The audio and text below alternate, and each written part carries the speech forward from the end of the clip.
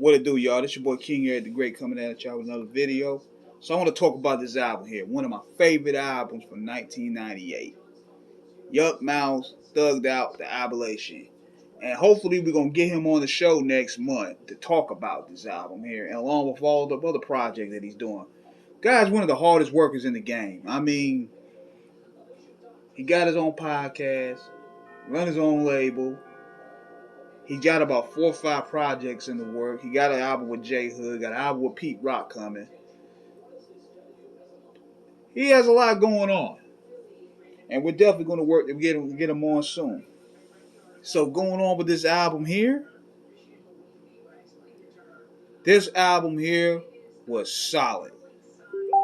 And it really showed Yukmouth had the potential to be he was. I mean, he had the capability to be one of the biggest artists out there. Like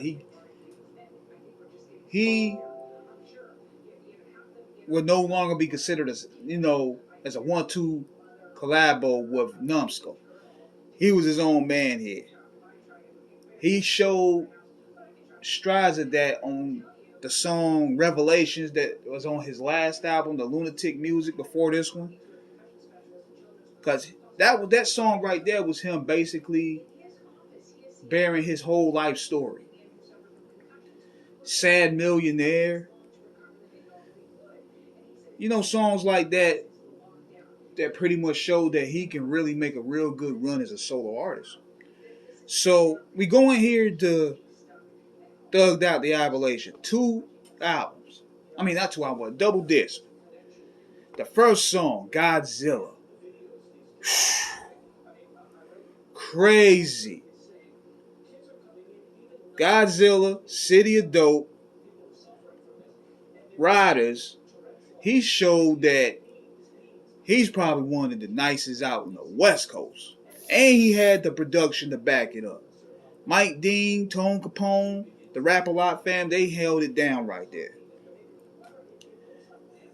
Like, You Love to Hate, Revelations. I mean, come on, man. Then he had the songs for the chicks.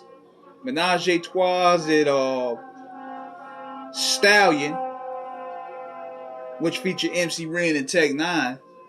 They remade the Just Bite It joint and switched it. That was pretty dope. But also, Still Ballin' was where he was one of the few artists that was really big in Tupac up around this time. Because everybody around this time period was basically giving Big his props. Nobody was really too proper Tupac up like that. Yukmouth was one of those few artists. But the good thing about this album here was it was really no filler. He let his crew shine. The Rap-A-Lot family, the whole Rap-A-Lot family at the time was on Rap-A-Lot Mafia. And big shout out to my man Cycle. I remember we played that song on the interview we did with him. He was like, bro, that was so many memories. We had so many memories recording that. One of my favorite songs up there was Fallen with Do or Die. I mean, he had a great range of songs. He had a great range. He had the street songs. He had the party songs, the deep songs. He pretty much well-rounded this double album. Another song that was deep to me was Sacrifice My Life, where he dedicated to his mom and pops. That was a real deep dedication. And Father and Son, which he dedicated that to his son. But this album here, man, it's fire. It's fire. And the guest appearances from the Outlaws, the Dog Pound, Teller, the Ghetto Boys.